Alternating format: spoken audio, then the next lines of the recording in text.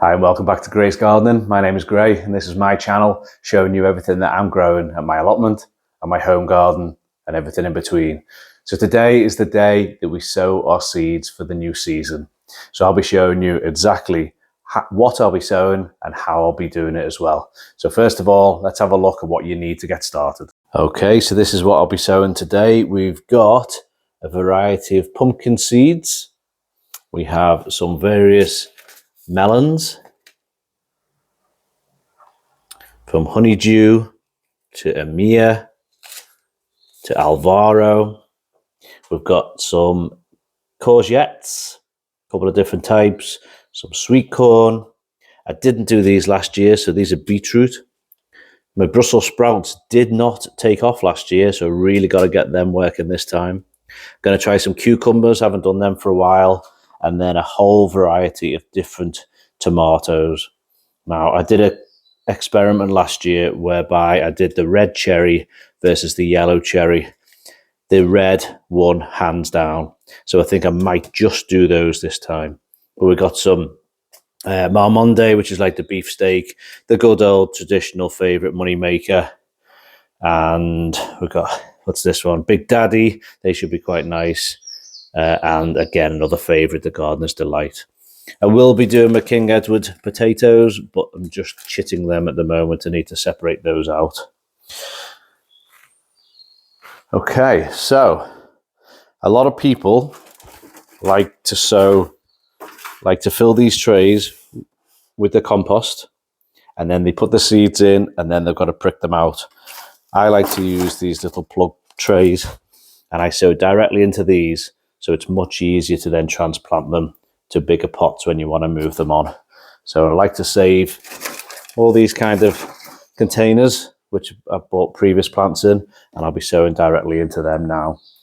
We need some peat-free seed and cutting compost, and the reason you use this is because it's very gritty, so it drains nice and easily, but also not much nutrients in your cutting soil, because you need the plants to really establish their roots. They need to go searching for the nutrients, and once they've got big strong roots, that's the time to then move them on.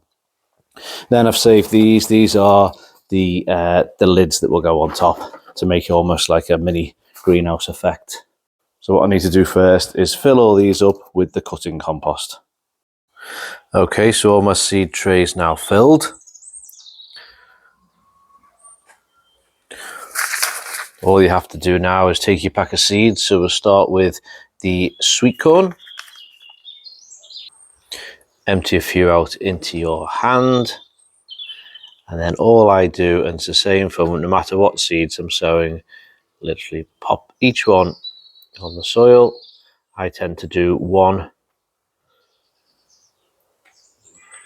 per compartment, if that's the right word for it.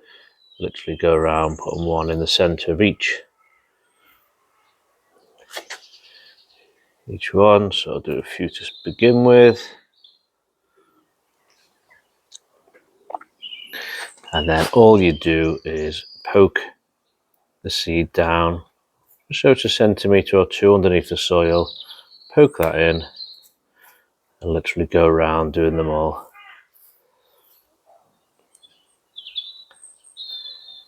Making sure there's good contact with the seed and the soil. Not too firm, just enough so it's underneath the soil. Okay, I'll continue doing that with each of them. One thing I did forget to mention is always get your markers handy. So get your Sharpie and your marker. Okay, mark it up, and then this entire tray is going to be my sweet corn, so pop that in one of them. And I'll continue putting them all in. So exactly the same with the melon seeds. Pop them in, poke them down a couple of centimetres deep, cover it over, just firm them down. There we have it. Exactly the same again for tomato seeds. Poke them in, cover them over. Poke them in, cover them over. There we go, little seed, poke them in, cover them over. I think you get the idea now. Okay, that's them all done. We've got some marigolds in these 2 trays. We've got the sprouts, cucumbers, plenty of sweet corn because I lost all my sweet corn last year to either a squirrel or a rat, whatever started eating them. We've got two different types of courgettes, some nasturtium flowers. We've got the red cherry tomatoes. We've got a few different types of melons. We've got lots of beetroot. I've got some moneymaker tomatoes, and then I've done 6 sunflowers. And we'll just need to spread those out to start chitting them. And now what I'm going to do, I'm going to use these trays. As you see, no holes in them, so I don't want any water to come out the bottom when I water them. But I'm just going to put each of them, or as many as I can, inside the tray, just like that. I'll give them a good water.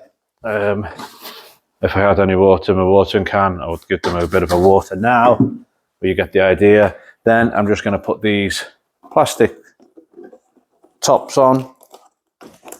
And there we have it. There you go. Mini greenhouse for each of the seeds. That'll keep them nice and humid and moist until they start to germinate. Once they start poking out, I'll take the lids off because it's done its job then. Remember to check each of your containers and your trays thoroughly. Last year, I missed a slug hiding on the bottom of one of my trays. And as soon as the marigolds germinated and popped through, came down one morning and they were destroyed. Found the slug, the offender, who actually was twice the size of what he was before, and quickly got him outside. So just be very, very careful. It's very easy for these little slugs to hide, wait for your plants to germinate, and then have a feast. One thing I did just want to show you, these are my banana pups. Brought these from the allotment, dug them out from the master plant, brought them in over the winter, and these are really starting to grow now that it's warming up. Here's one I only brought here about 2 weeks ago already, sending out a brand new leaf. So I've got a few more I'll be able to bring home as well. And there we have them. Little mini greenhouses. I do need to get a few more of those plastic cloches or covers. That'll go over the rest of them, so I'll pick some up this week. But for now, they're just ready to germinate. Okay, nice quick video. Sowing all these seeds took me about an hour. Really doesn't take long at all. It costs a fraction of the price to buy the seeds rather than buying plug plants from your local nursery. Have a go. It's dead easy. Pop the seeds in, poke them down, and wait a couple of weeks. I'll give you an update when they all start germinating and showing. So thanks everyone. Thanks for watching. If you like this kind of comment, please remember to subscribe. Every single subscriber really does help. Thanks everyone. Take care. See you on the next one. Bye now.